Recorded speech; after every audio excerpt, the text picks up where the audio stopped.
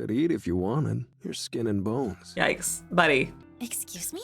Yeah, Just saying. Could stand to gain some weight. the nerve of him. Welcome back, everyone. I am currently in the apartment of someone who physically assaulted me.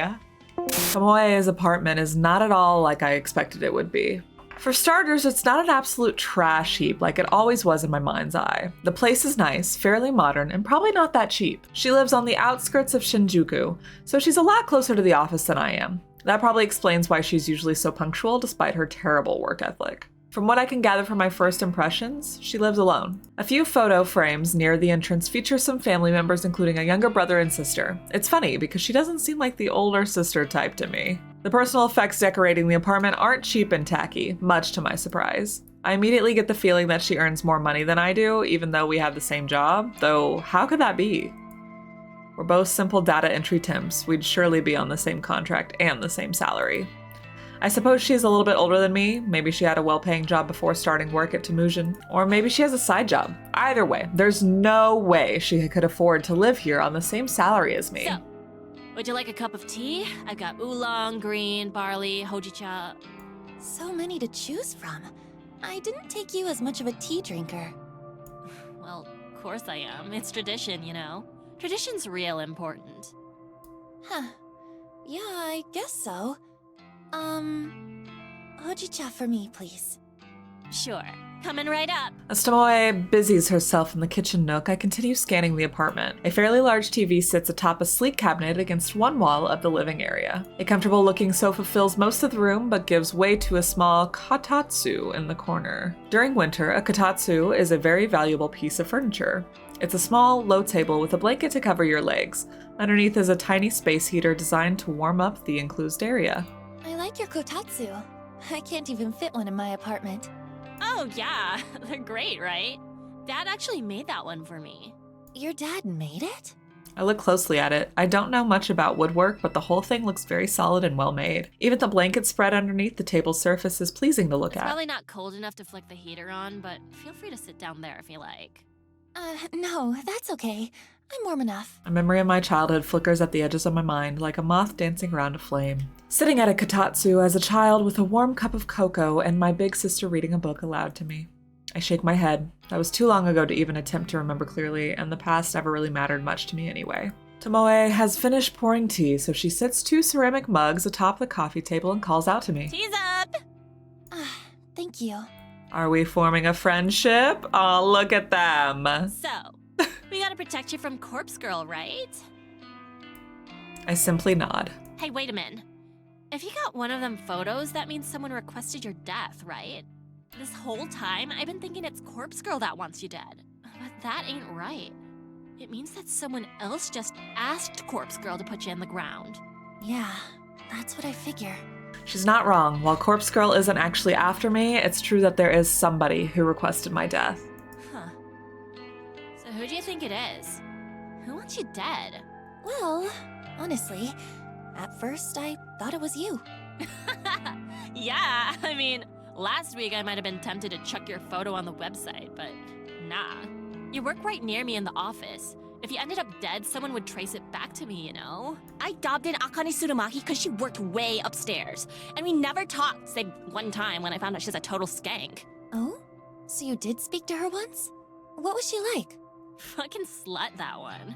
We met in the lobby. I was on one of them couches doing my makeup because I was in early one morning. She walks past me, gives me one of them looks all those snooty rich people give you. You know the type, like, I'm better than you and I know it. But you know what she said to me? What did she say? She says this. Honey, please wait for your clients outside the building. Ooh. Huh? What did she mean? Noriko. Don't you get it? She was implying that I'm a hooker or something. Just by looking at me, she decided I didn't belong in the office building. It really pissed me off. I'm sick of people judging me like that. Yeah, I look different from y'all, but so what? I got my own style, so just fuck off. So you're not a hooker? Bitch. You're lucky I'm in a good mood. I can't help but laugh along with her. Sorry, I was just kidding. Yeah, I know. You're not so bad, Noriko Kurosawa. Thanks. You're not so bad yourself, Tomoe Watanabe. We share another laugh and I feel my tense and guarded persona slowly slipping away. This girl, this person that I detested just days ago, did I have her all wrong? We clashed countless times while working together, but now we're suddenly becoming closer. Why is that? It's almost as though some sort of maternal instinct kicked into gear inside Tomoe, and she feels the urge to keep me safe. Is it guilt over Akane Surumaki's death? Is it because she's happier overall now that she has a boyfriend? Does dating Shinya make her less pissed off at the world and less eager to lash out? I don't know the answer, but I'm glad we've been able to set aside our differences. Right. Now we've got some tea. Why don't we watch some trashy TV? It's not exactly my preferred way to spend an evening, but Tomoe has welcomed me into her home. We've all but buried the hatchet. It's only fair that I extend a hand of friendship as well. Okay. Trashy TV sounds great. Let's do it. Yeah. Tomoe cheers and picks up the television remote with a quick flick of her wrist. Forge a bond with Tomoe. I just got that achievement. Another dull morning in the office. The chatter of people talking on the phone, the humming of the air conditioner, the tapping of fingers against keyboards. If I didn't have music to drown out the white noise, I'd probably go mad from being exposed to it every day. I don't know how everyone else deals with it. Thanks to a good night's rest, I've been able to work diligently so far. I've completed a few tasks already, but there is still a lot more work to do. As I continue to pulverize my keyboard with the brittle fingers, sorry, I said that wrong. As I continue to pulverize my keyboard with thin, brittle fingers, I look out over the office floor to see who is around. Shinya sits at his desk, his expression scrunched up in concentration, and he absentmindedly scratches his face with the blunt end of a pen. Turning my gaze, I observe the back of Tomoe's head as she works attentively at her computer. She hasn't said anything to me since we arrived at the office this morning. Because I now know that she's not the one who requested my death, I feel more at ease around her. And with the photo of my own corpse destroyed, I can put yesterday's unplanned events behind me. I need to be more careful in the future. Forgetting that I planted a photo like that in Tomoe's desk drawer was an oversight I can't afford to repeat. I need to be clever, calculated, cunning. Corpse Girl's ambitions require me to be at peak performance at all times. I can't go messing up like that again. I'm lucky that no one else was dragged into the whole mess. Imagine if I did something so stupid when trying to kill a real victim. I would have ruined the entire operation. Taking a deep breath, I clap my cheek softly with both hands. From now on, I'm going to truly focus when carrying out my plans. All I need to do is wait for the next victim to come through the website. I'm ready for it. Finding out the identity of whoever requested my own death shouldn't be my top priority. I'm immune to Corpse Girl's wrath, of course, so unless someone decides to come at me with a knife, I'm perfectly safe. I'll check the website request this evening as soon as I get home. It's too risky to try and access it while at work. With newfound resolve, I nod to myself and look ahead to the end of the day. The flickering notification on my laptop screen prompts a wicked grin to split my face in two. One new request. I don't waste any time before opening up the details of the request. My heart begins to pound and I feel the welcome rush of adrenaline flooding through my body. Today, 10:55 a.m. My eyes widen at the sight of the uploaded photo. Two people, two identical women. Twins? Identical twins at that. The woman on the left is circled in red. She is obviously the requested victim, but without knowing them personally, it's impossible to distinguish between the two. They both have the same stunning features, lustrous hair, and contagious smiles. This truly is an interesting request. I immediately jump to the conclusion that one twin wants the other dead. That's not the only possibility, but I'd like to think it's the case. Makes it exciting. This type of request only serves to reinforce my resolve. I can't wait to start gouging out the victim's eyes. She will leave behind a truly beautiful corpse. As I wait for my secret weapon, the database of the deceased, to load up, my phone tingles beside me on the couch. It's a noise message from none other than Kojiro. Hey, you there? About last time. Hi. Hey, that guy? Aichi Hanada? Gone today. Is that so? Where did he go? Cremated. Family didn't collect him. Limited space, you know how it is. I don't quite know why Kojiro decided to tell me this. I suppose he still thinks I requested Aichi's death, so... I see. More names? What? Want me to look up more names? Corpse Girl's victims? Sorry, I don't have any more names for you. Shame. Tell me if you request more deaths. Oh, and do you know her identity? Who? Corpse Girl? Yes. No, sorry, I don't know who she is. Okay. Is it you? Kojiro. Mind your business. Jeez, are we back to this again? No, it's not me. I'm not as clever as all that. Okay. How does she kill? I'm not sure. Okay.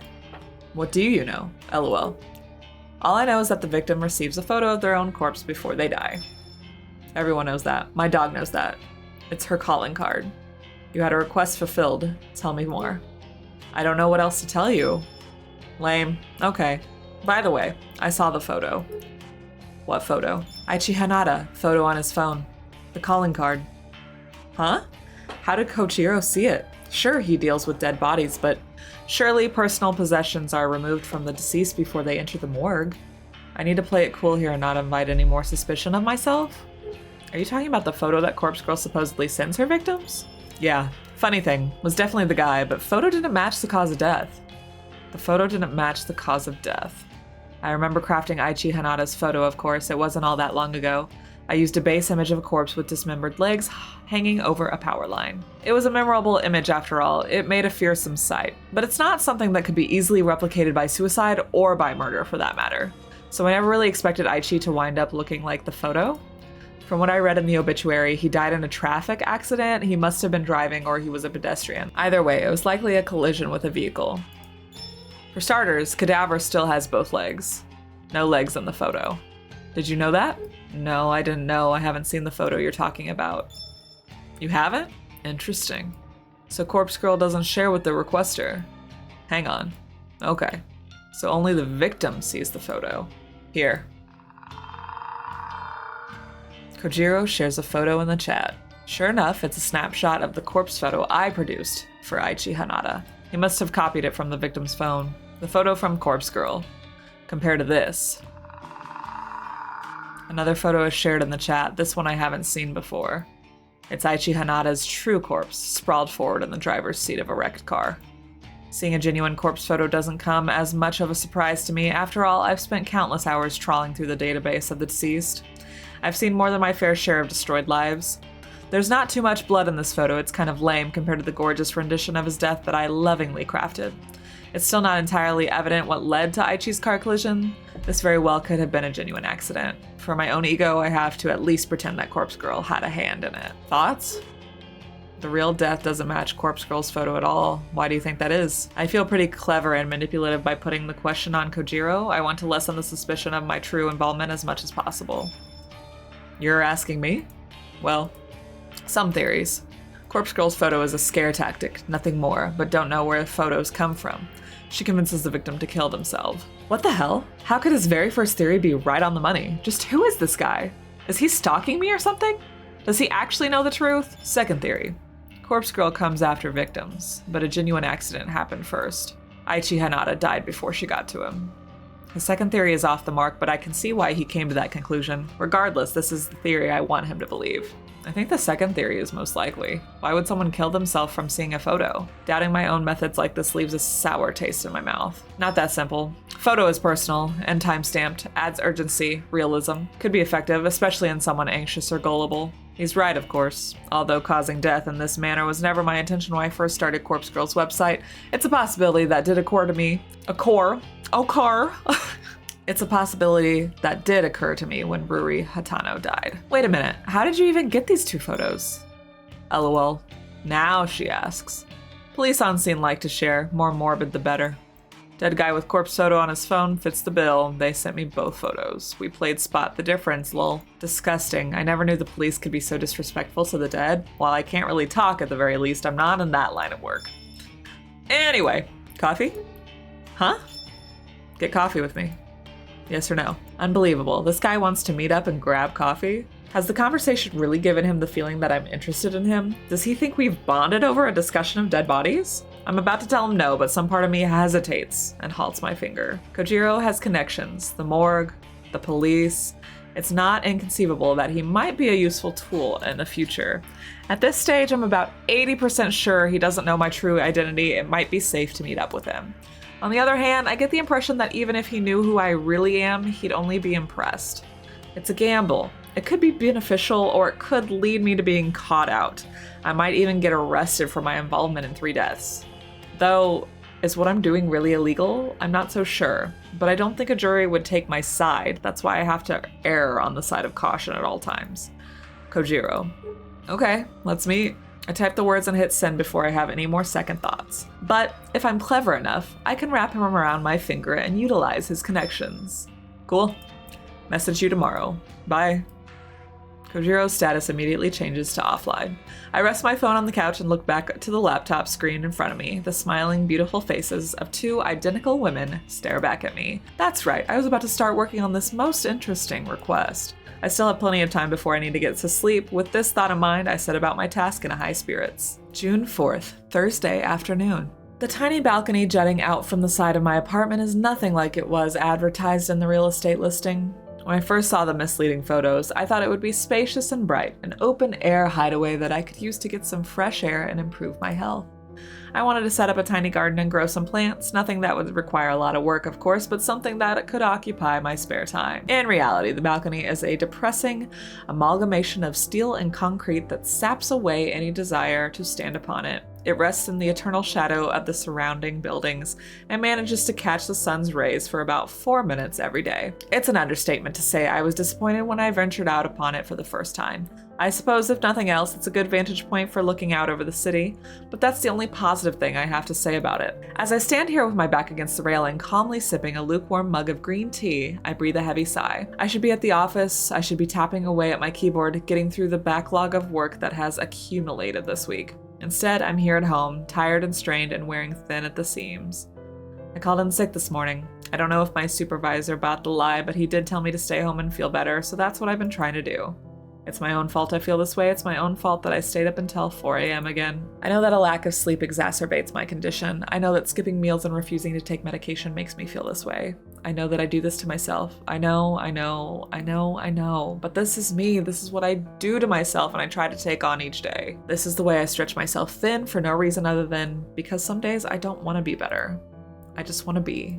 I want to stay up late and work on Corpse Girl's requests. My body's need for sleep doesn't come before my ambitions. I want to eat only when necessary because when I'm slim, I look beautiful. I want to be beautiful, just like her. I want to skip my medication because taking the same pills every day is a hassle and expensive, and I question whether I really need them anymore. If I can just stay at home like this, I don't need the medication. I even came out to the balcony, and that counts as being outside. So why do I need to take the pills? It's true that when I skip a few days, I end up like this. I try to convince myself that I'm fine, that I'm fixed, like I was some broken thing that has been magically repaired. But I end up staying inside all day with the curtains shut and my eyes locked on a screen. I know that when I stay on top of my medication, I can go to work in the park and the library without a second thought. I can get on the train and not worry about strangers breathing on me or touching me. I can go to the convenience store and leisurely look around. I even went to the restaurant last week and read a book while eating dinner, and no one even tried to cut me or abduct me, and no one tried to strangle themselves in front of me and Yuriko. Okay, first of all, seems like we're learning more about Noriko's trauma, maybe why she is the way she is, but it seems like someone tried to strangle themselves in front of us. Can I really only go out and do those normal things because of some tiny pills that a doctor said I need? Or can I do those things because I'm actually better now? Maybe I was never unwell in the first place, not irrational, just cautious, careful, concerned. I realize that my mug is empty when I bring it to my lips and taste nothing but the slightly waxy, unpleasant sensation of smudged lipstick. Well, I've been outside for long enough anyway. I'll go inside since it's getting late. Plus, I have the feeling that someone on the street below has been watching me and is waiting to climb up onto my balcony. Oh. I enter my apartment, set the mug aside, and retreat into my bedroom. My phone is where I left it, sitting face up and begging for my undivided attention. I snatch it up. Unlocking the screen, I'm greeted by the last webpage I left open. It's my custom-made news alert for obituaries. From tomorrow morning, I'll be anxiously awaiting news of my latest victim's fate. I timestamped the photo with tomorrow's date, June 5th, 9:01 a.m. The unlucky twin has already received the photo. I sent it out earlier today. After sending a photo, I always hide the burner phone out in the unused shed behind my apartment building. Getting the phone into the shed this morning was rather difficult. I had to cover up my face and hands with some old clothes, and I waited until nobody was in sight before dashing as fast as I could. It took me a good 10 minutes to collect myself inside the shed before I could rush back to my apartment and lock the door behind me. I don't think anyone tried to follow me. However, I know that I'm going to need to retrieve the phone again tomorrow and dispose of it. I'll check for a reply from the victim, of course. Not that they ever reply, then I'll destroy the SIM and discard the phone like I always do. It might be difficult to get out there to the shed again. On top of that, I really should go to the office. Oh, and then there's one more thing I'm supposed to do tomorrow. Kojiro wants to meet for coffee. I'm not so deluded to think that I can pull off all those escapades tomorrow in my current state. I resign myself to reaching for the bottle of medication on my dresser. Maybe another week of taking these pills won't be so bad. They tend to increase my appetite, which is really annoying. It's a constant struggle to try and ignore the hunger that tears at my stomach. It doesn't help that they wreak havoc on my libido. I never know what to expect. Sometimes I can look at these photos of Oe on my phone and feel absolutely nothing. Other times I can simply be scrolling through noise while standing on the train and feel an overwhelming urge to explode. I do my best to dismiss my doubts and fears as I swallow 2 of the tiny tablets. I follow up with a sip of water from the bottle kept next to my bed, and I fight the urge to retch. I'll take a shower to freshen up. After that, I should curl up in my bed and read. I need to conserve my strength for tomorrow, so an early night is in order. Maybe tomorrow is the day I'll finally be better. June 5th, Friday morning. Where the hell were you yesterday? Did you miss me? Nah, just glad you haven't bit the dust yet. That's so sweet. Tomoe leans in close to me, almost uncomfortably so. Have you had any trouble with Corpse Girl? No, I think I'm in the clear. Well, I guess the time marked on the photo has long passed. Maybe you really are safe. Yeah. Thanks, though. Huh? Thanks for what? For thinking of me. Ah, shut up. Tomoe's face is glowing red with embarrassment. Despite our differences, our interactions regarding Corpse Girl have helped us bond a little. I'm not counting on Tomoe and I having a lasting friendship. Even just quiet peace might be expecting too much. I think it's in Tomoe's nature to want to pick fights with people, regardless of whether she's close to them or not. I wouldn't be surprised if we end up quarreling again, no matter how much we learn to respect each other. I'm at my desk if you need me, but don't bother me, you know? She waves and leaves the cryptic statement in the air behind her. I return my attention to my computer and mark a few tasks on my list as completed. The next person to waddle up to my desk and interfere with the work is Shinya. You weren't in yesterday? Nope. Are you well? Yep. Okay. I've been meaning to speak to you about Sato. Aoi? Yes, the thing is, I'm kind of in deep water because of her not showing up to work. And then resigning immediately. Aw, Shinya, we never talked to him. Shit. I was supposed to talk to you about that, actually. It kind of slipped my mind. Oh, right. Buddy, Noriko, stop being awful. Stop being awful. I'm sorry, Shinya. It's my fault, really. I hassled you to get Aoi a job. No. I didn't exercise due diligence. I really should have made her come in for an interview. Or I should have spoken to her myself to see if her heart was really in it. When you put it that way... I'm not trying to be callous, but what he said makes sense. Listen, you couldn't have known it, but Aoi struggles a bit day to day. I'll just say she has some anxiety issues and leave it at that. Anxiety, huh? Don't tell anyone I said that. I was under the impression she's been doing a lot better, but maybe I was wrong. I guess we all have our hidden struggles, right? Right. If only he knew. Then again, maybe Shinya struggles too. Maybe dating Tomoe is his cry for help. Maybe he's going to snap one day and come to the office with a knife. Or maybe he'll discover Corpse Girl's website and request Katomi Ida's death in retaliation for ending his career. Who knows? I can't read this guy as well as I initially thought. For the longest time, I was under the impression he had a crush on me, so what would I know? Anyway, I hope Sato feels better soon. Maybe she'll find a job that suits her one day. Or Shinya. Maybe. Say, seeing as we're friends now and all, would you mind if I ask you a personal question? That depends on what it is. It's related to, intercourse? My face scrunches up at the word. I don't like the direction this conversation is heading in. Shouldn't this be something you talk to your girlfriend about? Yes, you're right. But I can't actually speak to her about it. You're really the only other friend I have, so... Poor Shinya, I haven't been a good friend to you. Shinya's face takes on a dark expression that's far more depressing than what he just said. I feel bad for the guy. Well, what's the question? Oh, if, hypothetically speaking, if someone pressures you into, you know... Sex? His face turns red in an instant. Yes, Aw, Shinya. If someone pressures you into it and you really don't want to do it, what should you do? Say no. Set a boundary, honey. Say no. Firmly and loudly. No one should make you do things you don't want to do. Yeah. Yes. Of course. Our boy is tearing up. He's had a rough fucking week. And we haven't fucking helped. We're not a good friend to him. Everyone give love to Shinya down in the comments. I feel that my answer didn't give Shinya the comfort he is obviously seeking. Is Tomoe pressuring you into going all the way? No, of course not. She would never. Never mind. It was foolish of me to bring up this topic. I'm really sorry, Noriko. Please forgive my lack of professionalism. Shinya bows to me deeply, his face parallel to the floor. He quickly turns and scuttles away before I get the chance to say anything else. What was all that about? Could Tomoe be pressuring him? I wouldn't put it past her, but something doesn't feel right. She seems really smitten with him. Would she really push him like that? Maybe it's guilt from not being able to prevent his career going down the toilet, but I feel like I should try and do something to help him. Noriko, 1, it's not your business. 2, I have a feeling that it's not Tomoe. Maybe it's the higher up blonde lady, Ida? Maybe she is sexually harassing him. I watch Shinya get on the elevator, and once the double doors close, I get up from my desk and scoot over to Tomoe's workstation. No, Noriko, it's not your business. Hey, can I have a minute? Noriko. This is weird. Normally I come to bother you.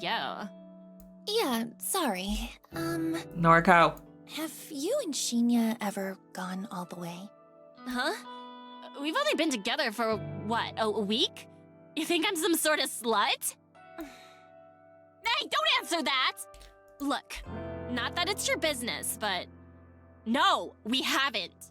Noriko, it's not your business. Shinya's sweet. He's old-fashioned, you know. He wants to really get to know me before we go down that road. And I'm happy to wait. The last few guys I dated only ever wanted one thing from me. And that gets old real fast, you know? Okay, I believe you. So drop it, Noriko. Why are you asking me anyway? Did Shinya say something to you? You better not answer that. No, I was curious, that's all. You think we're real friendly now, don't ya? Well, I don't mind some girl talk. Come talk to me anytime. Okay. I thought things were going to be awful. Tomoe waggles her fingers in a goodbye wave, and I return to my desk. If I take Tomoe at her word, which I find myself doing increasingly often, then she's not trying to get Shinya to do anything he's uncomfortable with. So that can only mean one thing: someone else is pressuring Shinya. But the guy admitted to me only today that his only friends are Tomoe and myself, so who was he talking about when he brought up the subject? The boss lady, I guarantee it. Oh, we're getting coffee with Kojiro. Little date, maybe. I don't know. Noriko's playing real hard to get about this one, but I think it might be a match made in heaven because they're both hot, freaks, into death, scary, morbid, cute, definitely hot. They both enjoy the same things. I'm a little worried that I haven't received a news alert for an obituary today. My latest victim, that twin woman, had her photo timestamp set to 9:01 a.m. this morning. If my method worked like it has the last few times, then she should be well and truly dead by now. She should have slit her own throat, or someone mysterious should have come along and slit it for her. Yikes. It's not like I've managed to identify how Corpse Girl's power works. I'm no closer to figuring out why her victims die. All I know is that they do die. And yet, I can't find any matching obituaries for the day. I've tried searching manually too. I can't always rely on my automatic filters to get it right. I've sourced every source I can find and have come up with nothing. It's possible that she hasn't killed herself yet. It's possible that she's planning to do it. Or maybe someone else is still plotting to kill her on Corpse Girl's behalf. It's also possible that this time my victim won't die. Depressingly, that puts me back at square one. My winning streak will be over before it really begins if the corpse photo has no effect. I make a mental note to discard the burner phone when I get home. I somehow forgot to get rid of it on my way to work, being so absorbed in my strict morning routine. Noriko, I hate to break it to you. My guess is that the phone's not going to be there when you go and grab it. But it's not too late. Barely 24 hours have passed since I sent out the photo. I'm not straying too far from my modus operandi. Oh, you came. Mad. Mad. That familiar halting voice snaps me out of my thoughts. Kojiro stands before me wearing slightly cleaner clothes than the last time we met. It's very impossible that he interpreted this meetup as a date and decided to wear his absolute best outfit. The smell of the morgue is only faint upon him thanks to the desperate cover-up scent of strong cologne. Hi. Can I sit? Please. Kojiro pulls up a chair and sits across from me. He's relaxed and awkward all at once. His tall, lanky form doesn't really seem to fit in with the tiny, cozy cafe he selected as our meeting point. Waiting long? No, not really. Great. Ordered yet? No. What do you recommend? House blend. Fantastic. They roast it here. Also, the chocolate gâteau is amazing. I'll order 2 slices. Thank you, but I'm not hungry. Coffee is fine. Roger that. The waitress eventually comes around and Kojiro places our order in fluent French. I think the waitress is taken aback as she bows politely and humbly asks him to repeat himself in Japanese. Once our order is settled, Kojiro leans forward and looks into my You wear eyes. glasses? I subconsciously reach a hand on my face and check if I am indeed wearing glasses. Of course, I'm not. No? Why would you say that? Kojiro leans back casually and I shrugs. remember. Maybe you had them on last time. Last time? Is he referring to when we met at the library? I've never worn glasses. Sorry. Don't be sorry. Just making conversation. This place is great, right? It's true that the cafe possesses a quiet, comfortable atmosphere. The smell of freshly roasted coffee lingers in the air, and the display of various cakes at the front counter doesn't make me ill. I can make out the faint sound of acoustic music in the background with vocals in what I presume to be French. All in all, it's a nice place. Kojiro chose well. Is this place expensive? I just don't have much money, that's all. Don't worry. It's on me. How's work? The bank, right? I cock my head to the side. Did I ever tell him what I do for work? I don't recall saying anything on the subject. I work at the head office for Temujin, not in an actual bank. That's so. Huh. Read your profile wrong. I relaxed somewhat at his explanation. Of course, he would have read my noise profile before meeting up with me. That's pretty normal. I don't keep much personal information on there, but it's true that my workplace is listed. Our conversation is put on hold as the waitress returns with 2 cups of coffee and a single slice of chocolate gâteau. The cake is delicate and moist, and my stomach growls in betrayal of my convictions. Kojiro thanks the waitress in French, and she once again bows in embarrassment and takes her leave. Right? He scoops up a section of the cake with his fork and holds it out to me. I wave a hand politely and shake my head. Oh well. I would have been like, okay, give me a bite. He takes a bite and looks immensely satisfied with his choice of dessert. Could eat if you wanted. You're skin and bones. Yikes, buddy. Excuse me? Yeah, Just saying. Could stand to gain some weight. the nerve of him. Who would say that to a young woman? I'll have you know that I eat perfectly well. Think. Whoa. Sorry. Wasn't trying to be mean. Buddy. You're gorgeous. Just saying. Some cake wouldn't hurt. Yeah. I'm gorgeous. I feel a little flushed and I look down at my phone to avoid Kojiro's warm gaze. I'm gorgeous. Try the coffee, please. I reach for the cup in front of me, more due to the pleasant aroma than Kojiro's suggestion. I take a sip. It's been served at the perfect drinking temperature and it's absolutely delightful. Rich, delicate. I could drink this all day. I've probably been wasting my time drinking canned coffee. This is the real deal. Thoughts? For the first time since Kojiro arrived, I smile. It's wonderful. Right? I like your smile. You're a flirting, heavy, big guy, but you kind of messed it up with the whole weight thing. It's a sensitive subject. I mean, first, right out the gate on the first date. Not great. Not great. This guy is really laying it on thick. I didn't come here to be swooned. Still. The praise is kind of nice, even if he is just trying to play me with the oldest lines in the book. I figure I should switch the subject to encourage him to stop flirting. So, how long have you worked in the morgue? Wow. Good question. Okay, let's see. 34 now. Started there at 22. Damn. 12 years. Never thought about it. Shit, I'm old. No, not at all. You're older than I expected, but really, it's no big deal. I think I'm 19. 19 or 20. Yeah, you just... Yeah, Noriko was 19 or 20. How old are you? Can I ask that? I don't mind. I'm 20. 20. Phew. Okay. Right. Is that an issue? No, of course not. Only a 14-year age difference. Immature for your age. Or I'm out of touch. You're out of touch. Oh, kill him, Noriko. I can't help but giggle. Wow. Okay. He laughs it off, but I wonder if I did hit a nerve. I mean, he kind of hit a nerve too. Would you date an older guy? And there it is, straight to the point. How do I answer a question like that? Good question. I've got no issue with age, but I don't really know if you're my type. And if I can be honest, there is someone I have feelings for already. Are you talking about your friend, Oi, Noriko? Come on, honey. That's so. Unrequited love, huh? Something like that. Props can't compete with that. Well, that's okay. I mean, you're stunning. Out of my league. Thrilled to be friends if nothing else. Friend sounds nice. Mad. Mad. He raises his coffee cup and a toast, then takes a sip. Maybe I had him wrong. He might be a bit more mature than I gave him credit for. If he can take rejection without pressing the point, that speaks a lot about his character. So, Corpse Girl. Interesting, right? How does she do it? The photos, the killings, all without knowing the Vic's name. Yeah. Wonder what her death count is. 3, 4 if I'm lucky. I try not to say this aloud. Eiichi Hanada. Car crash. Was it planned? Cut the brake line. Drugged.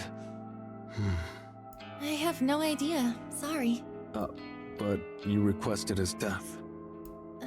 Yes. I did lead him to believe that. I'll have to continue to go along with it. And for no personal reason? That's right. Brutal. Brutal. Don't request my death, okay? We'll see. His face lights up, almost as if he's impressed with the ambiguous answer. Excited even. Maybe I should try the site. Request a death. Know anyone who deserves it? Sorry, not off the top of my head. Neither. Maybe you should request me. I'm dying to know how it goes down. You know, maybe you shouldn't mess with this stuff. What if you really ended up dead? I can protect myself. I mainly want a corpse photo. How does she do it? Oh, by the way, you read that book I gave you? You mean Strange Flower? Bingo. I'm halfway through it. Wow, fair effort. It's long. Thoughts? It's interesting, I won't lie. Nobel Sinclair is a sicko, right? Right. He's not all there. Halfway through, huh? So, has he dined with the dead? Yeah. Who was it? His school teacher, I think. He dug up her body 2 days after she died and then dressed her in his mother's Sunday best. Yeah. Ew. Took the corpse out for Italian? I can imagine the waiter's reaction. Classic. Kojiro seems to really enjoy reminiscing about the book. The story is definitely interesting, but the way he's laughing at it makes me a little worried. Then again, the guy works in a morgue, so maybe the whole scenario is just comical to him. Oh, that's it there. It takes me a second to realize what he's pointing at. Sure enough, the book in question is sticking out the top of my bag. That's it here. I want to show you a funny passage. I nod and reach for the book. I pull the massive tome from my handbag with a fair amount of effort. The book comes free, but it snags out the bag zipper and causes some of the contents to fly out. Uh-oh. A few personal belongings fall to the floor with a clatter. I notice my lipstick, lip gloss, notepad, and pen hit the cafe's tiled floor. Kojiro comes around to my side of the table and helps me pick up my things. He pauses when his hands grapple with another book that has fallen underneath Strange Flower. Oh no, I have the photo editing book, don't I? Pose photography? Yup. What's this? I quickly reach for the book and try to snatch her from his grasp. It's nothing. Kojiro is quick, and he instinctively avoids my desperate grab. He holds the book aloft and continues reading the cover. English? A comprehensive history of photo manipulation. He returns to his seat and flips through the pages as I finish packing my belongings away. I bow my head silently, waiting for his judgment. Yo, you can read this? Only a little. Oh, this is tough. My English isn't good. Thought it was French at first. These images. Kojiro suddenly snaps the book closed and looks at I me. figured it out. I brace myself for his inevitable accusation. Corpse Girl fakes the photos. The photos aren't from the future. Like that was ever possible. Photo is fake. Timestamp is fake. He's correct, but will he go back to assuming that I'm Corpse Girl? Why do you have this book? Are you editing photos? I mean, I have an interest in it, but that's all. This book is old. Doubt the techniques are useful anymore. Still, it's interesting. My theory. Thoughts? About Corpse Girl faking the photos? Bingo. I don't know. Sure, it's possible. But can anyone fake a photo so realistically? Realistically? Do you know her photos are realistic? Thinking quickly, I snapped back with an answer. You sent me that copy of Eiichi Hanada's corpse photo. The one Corpse Girl apparently produced. True. It was good, right? Pretty convincing. Very convincing. Is photo manipulation that good? I suppose if someone skilled enough was doing it. If it's not photo manipulation, then one more theory. What is it? Maybe the subject in the photo is a corpse. I'm confused. Of course it's a corpse. What's your point? Sorry, hear me out. It's a photo of a real corpse. Just not the victim's corpse. He's right on the nose with that Corpse one. Girl acquires a real corpse, dresses it up, just like in Strange Flower. No, don't. She makes it look like the Vic. It's convincing because it's real. No photo manipulation. Huh, I see. Immediately, my mind starts to kick into high gear. Kojiro has unknowingly presented me with an unprecedented idea.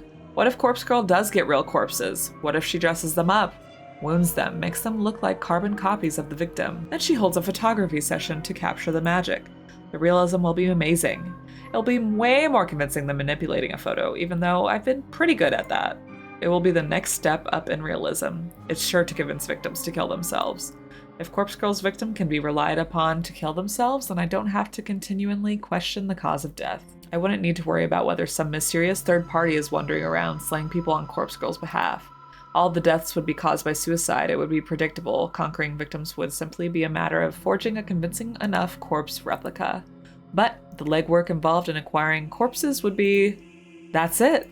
The answer is sitting right in front of me with a smudge of chocolate cake on his chin and an empty coffee cup resting in his hand. Say, hypothetically, would it be easy for Corpse Girl to even have access to dead bodies?